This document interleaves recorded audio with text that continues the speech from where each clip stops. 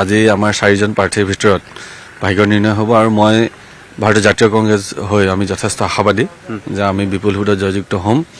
কিছু সময়ৰ পিছতে আপোনালোকে দেখিব আৰু বিহালীবাসী ৰাইজে এবাৰ কংগ্ৰেছৰ পক্ষত আছে আৰু কংগ্ৰেছৰ পক্ষত ভোট দিছে। তাৰ জল পট কিছু সময়ৰ পিছত আপোনালোকে দেখিব। এই মুহূৰ্তত কেনেকুৱা ধৰণৰ আপোনাৰ খুব ভাল। আমি 10,000 পৰা 12,000 ভোটত আমি জিকিম। মই যোৱাকালিও আপোনালোকক কৈছো, আজিও কৈছো। খালি আপোনালোকৰ জৰিয়তে মই বাৰে মই বিশ্বনাথ প্ৰশাসনক এটা অনুৰোধ জনাওঁ, তেখেতসকলে যাতে নিৰপেক্ষ ভূমিকা এটা পালন কৰে। ইলেকশ্যনৰ আগদিনা যি ধৰণে মোক প্ৰেছাৰ দিয়া হ'ল, সেইবিলাক প্ৰেছাৰ যাতে ক্ৰিয়েট নকৰি এটা স্বচ্ছতাৰে ইয়াৰ ভোট গণনাটো হওক, তাৰে মই আশা ৰাখিছো। আজি আমাৰ 4জন প্ৰাৰ্থীৰ ভিতৰত ভাগ্য নিৰ্ণয় হ'ব আৰু মই ভাৰতীয় জাতীয় কংগ্ৰেছ হৈ আমি যথেষ্ট আশাবাদী যে আমি বিপুল ভোটত জয়যুক্ত হ'ম। কিছু সময়ৰ পিছতে আপোনালোকে দেখিব আৰু বিহালীবাসী ৰাইজে এবাৰ কংগ্ৰেছৰ পক্ষত আছে আৰু কংগ্ৰেছৰ পক্ষত ভোট দিছে। তাৰ জল পট কিছু সময়ৰ পিছত আপোনালোকে দেখিব। এই মুহূৰ্তত কেনেকুৱা ধৰণৰ আপোনাৰ খুব ভাল।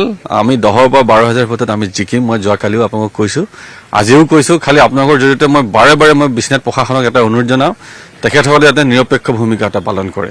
ইলেকশ্যনৰ আগদিনা যি ধৰণে মোক প্ৰেছাৰ দিয়া হ'ল, সেইবিলাক প্ৰেছাৰ যাতে ক্ৰিয়েট নকৰি এটা স্বচ্ছতাৰে ইয়াৰ ভোট গণনাটো হওক, তাৰে মই আশা ৰাখিছো।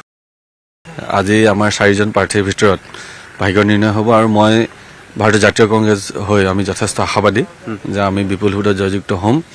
কিছু সময়ৰ পিছতে আপোনালোকে দেখিব আৰু বিহালীবাসী ৰাইজে এবাৰ কংগ্ৰেছৰ পক্ষত আছে আৰু কংগ্ৰেছৰ পক্ষত ভোট দিছে। তাৰ জল পট কিছু সময়ৰ পিছত আপোনালোকে দেখিব। এই মুহূৰ্তত কেনেকুৱা ধৰণৰ আপোনাৰ খুব ভাল।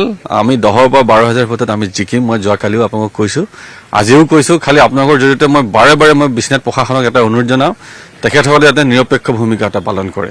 ইলেকশ্যনৰ আগদিনা যি ধৰণে মোক প্ৰেছাৰ দিয়া হ'ল, সেইবিলাক প্ৰেছাৰ যাতে ক্ৰিয়েট নকৰি এটা স্বচ্ছতাৰে ইয়াৰ ভোট গণনাটো হওক, তাৰে মই আশা ৰাখিছো। আপুনি বিচৰা বাতৰি পাব কেৱল নিউজ 18 এপত। নিউজ 18 এপ ডাউনলোড কৰিবলৈ স্কেন কৰক এই QR কোড। গুগল প্লে ষ্টৰতো পাব এই নিউজ 18 এপ।